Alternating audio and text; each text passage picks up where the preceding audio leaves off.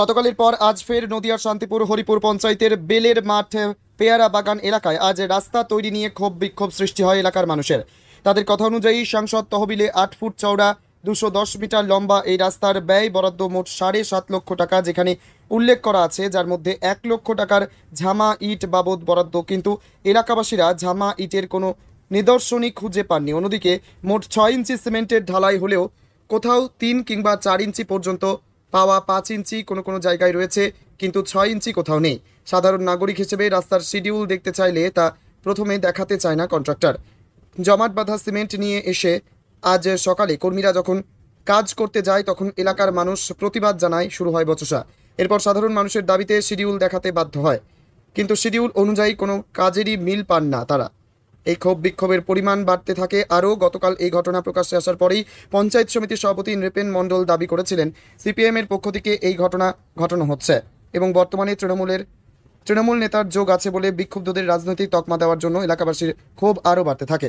সকাল থেকে এলাকাবাসী রীতিমতো ক্ষুব্ধ হয়ে যায় এবং রাস্তা খুঁড়ে ফিতে দিয়ে মেপে দেখায় রাস্তায় নিম্নমানের কাজ হয়েছে, আটকে দেওয়া হয়েছে রাস্তার কাজ। অপরদিকে এলাকারই রাজ্য সড়ক অবরোধ করে দিয়ে বিক্ষোভ দেখিয়েছে এলাকাবাসী, এমনকি কন্ট্রাক্টরকেও আটকে রাখা হয়।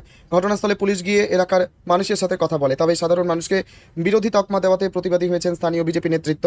তাদের দাবি, এই এলাকায় বিজেপি জয়লাভ করেছে, সেক্ষেত্রে সকলেই তাদের ভোটার রাস্তার বিষয়ে কাজ বুঝে নেওয়ার অধিকার তাদের আছে। নিকৃষ্ট মানের উপাদান দিয়ে রাস্তা তৈরি করা যাবে না, এই দাবিতে স্থানীয় বিজেপি সাধারণ মানুষের পক্ষে রয়েছেন, সেখানে সভাপতি যাই বলুক না কেন। এই সিমেন্টের বস্তায় সব 24/6/25 অব্দি ডেট আছে, কিন্তু দেখা যাচ্ছে সিমেন্ট গুলো হয়তো কোনো গোডাউনে ছিল, যার জন্য ভেতরে দলা হয়ে গেছে। বুঝতে পারছেন তো, ভেতরে দলা হয়ে গেছে। আর মেন কথা হচ্ছে রাস্তাটা তো মাঝখানে উঁচু, দু সাইডে নিচু। এবার আমাদের সঙ্গে কথা ছিল পুরো মিডিলটাকে তুলবে, পুরো মিডিলটাকে কথা ছিল রাস্তাটাকে সমান করবে, সমান করে ঢাল হবে। যদি সমান করে ঢাল হতো তাহলে আজকে রাস্তাটা ফাটতো না।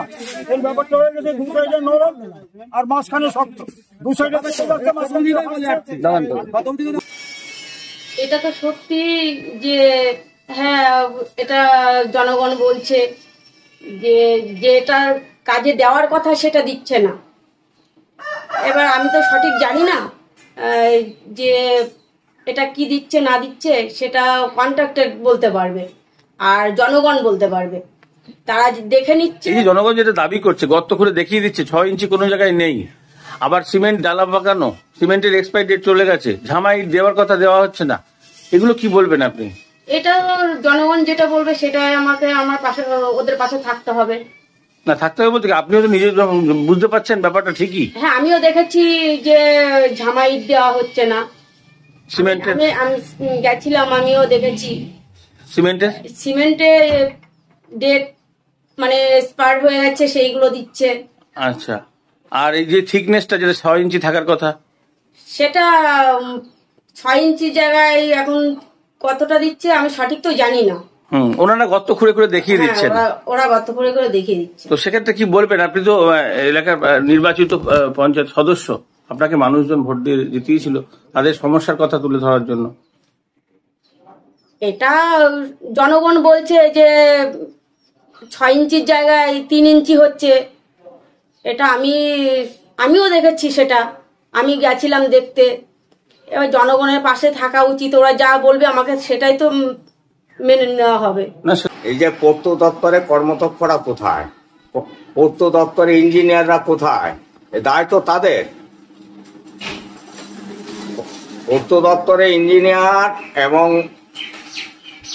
কর্মদক্ষ এবং আর এই টেন্ডার যিনি পেয়েছেন, ইমিডিয়েট এই 3টে লোককে বহিষ্কার করা উচিত। ব্যুরো রিপোর্ট, সঠিক বার্তা।